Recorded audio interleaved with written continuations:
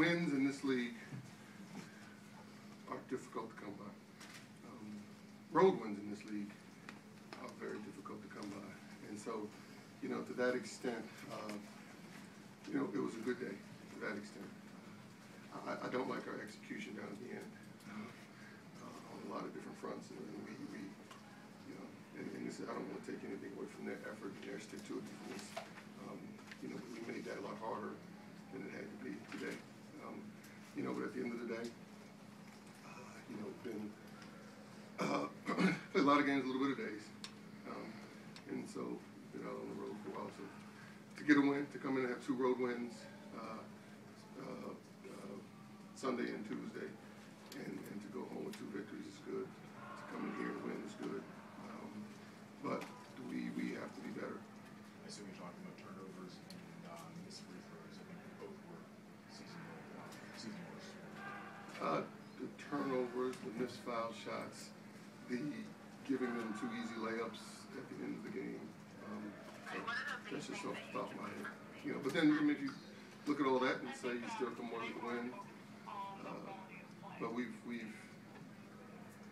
better than we showed at the end. Markel Starks, what happened there? He has, and this is not the trainer's definition or the doctor's, but it's something going on with his stomach. When we found out, I found out that after we got here, we're getting on the bus and he said he wasn't feeling well. He's been throwing up and having stomach issues, and then once he got here, he just said he felt too weak, told me he couldn't play.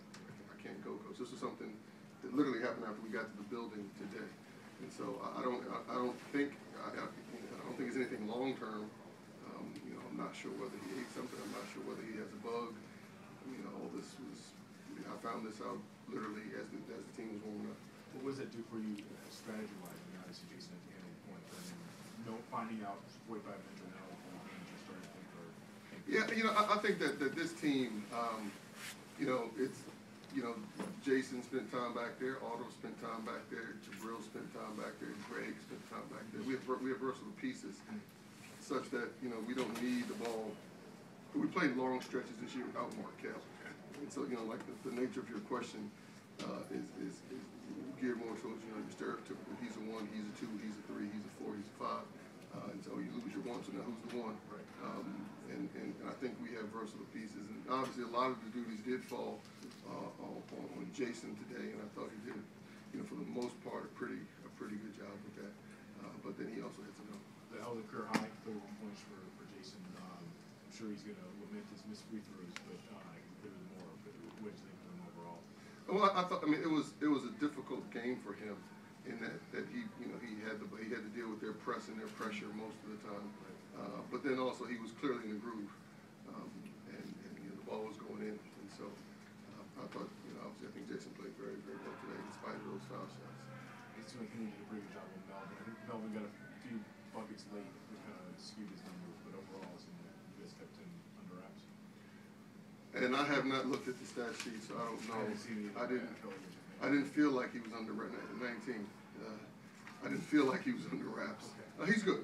He puts pressure on you because he's so aggressive. He's so aggressive and he keeps coming at you. And one thing that he has consistently done for 2 years now, and tonight was no exception, is he gets who's ever guarding him in foul trouble. And he's extremely good at getting fouled and getting to the line. And I don't know how many foul shots he took tonight. 5, felt like more. But he's a tough player.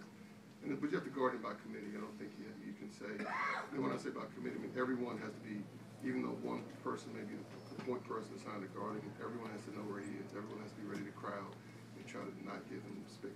If he has space, he's dangerous. Very, very. He's dangerous all the time, but he's extremely effective when he has space. Questions for the players? Or question by any other person. Jason. Can we talk about the free throws overall? Just kind of the trend here. It seems like is it kind of getting to players' heads a little bit? Like 5 or 6 games, like 65%. Yeah, it does kind of get to you, but you know that if you're a good free throw shooter, you got to keep shooting them. You just got to get in the gym more, shoot your free throws, stay with your routine. The coach said you were in a groove in the zone. Did you feel that way? It seemed like there were stretches there where you. I think it was just coming through our offense. I think it was just coming through our offense. I've been on the stretch where I haven't been, making a lot of 3-pointers. But I mean, today they were falling. Henry, you can just talk about going on the road. I feel like you guys did this last year too. You went on the road for an extended trip, got 2 big wins to kind of turn things around. Can you just talk about turning things around here on this 4-day trip? Yeah, it was important that we came and got these 2 road wins because we dropped a couple, and this was just for our own team confidence. We had to come out and get these wins.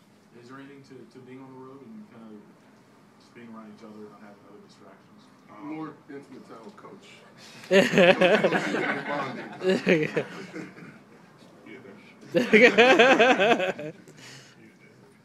Anything from anyone else other than the Washington Post? Sorry to dominate you guys. Thank you.